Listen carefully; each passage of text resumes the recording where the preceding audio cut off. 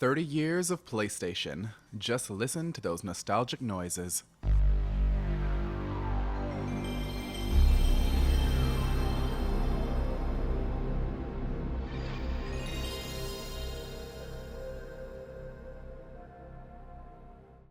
Hearing that startup just brings back and unlocks so many memories. It's been 30 years of PlayStation, and I remember it like it was yesterday. My stepdad got me a PlayStation back in the 90s, and my first experience was with demo discs.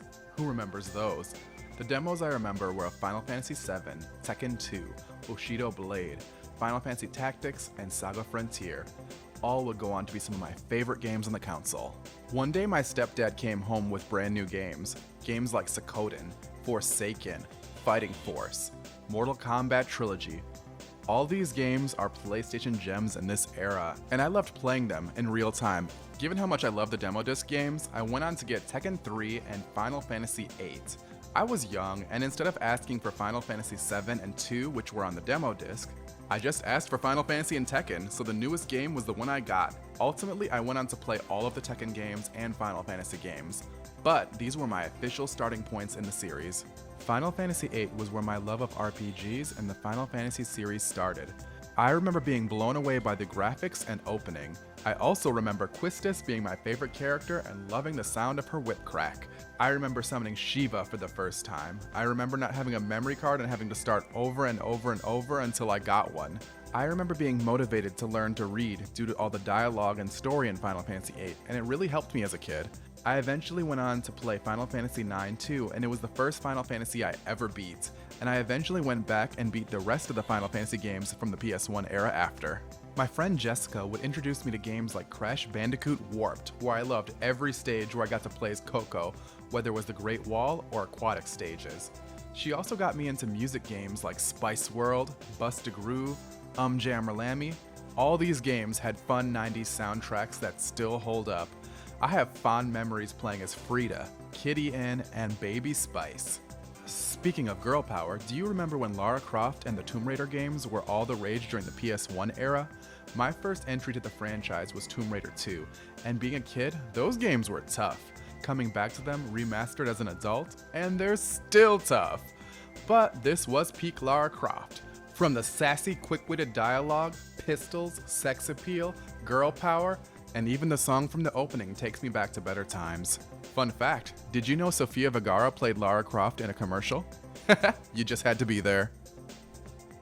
One memory that stands out to me is on Christmas. I got Digimon World 1, and as tricky as that game was for me, I was a fan of the show, so I stuck with it and figured it out. I remember the thrill of getting my first Ultimate Digimon, Piximon.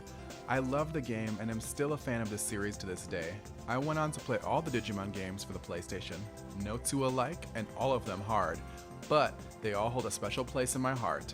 The monster-taining genre was in full swing in the 90s, and during this time, I also enjoyed the Monster Rancher games too. What made them special was in order to obtain new monsters, you had to open the PlayStation and put in different CDs. So going through all my games, movies, and music CDs just to find my favorite monster was a whole moment that you cannot replicate in the modern era. While I had a blast playing games like the Twisted Metal series, Cool Borders, and Vandal Hearts, in recent years I went back and checked out games that I didn't get a chance to play, or maybe just briefly rented or didn't know about at all at the time. Cult classics like Diablo 1 for the PS1, the Parasite Eve games, and Dino Crisis games. All gems and all worth checking out if you haven't had a chance to. Speaking of great gems, when I was a kid, I would see advertisements for Resident Evil and Silent Hill.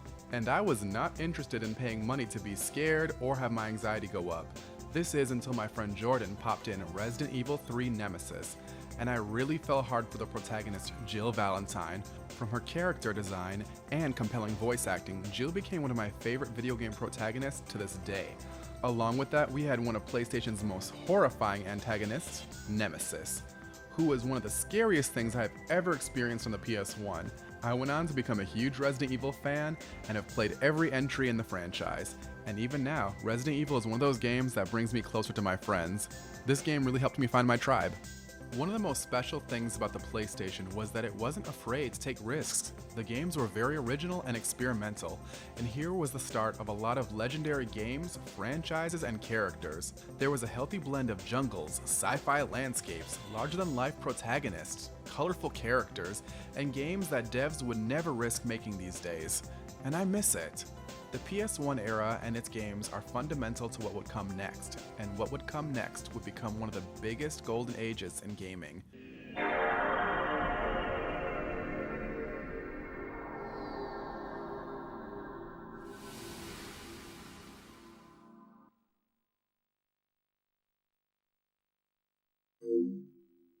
Hi, my name's Jinx Ogé, and if you enjoyed this video, you can show some love by hitting the like button, leaving a comment, or subscribing to the channel so you never miss a video.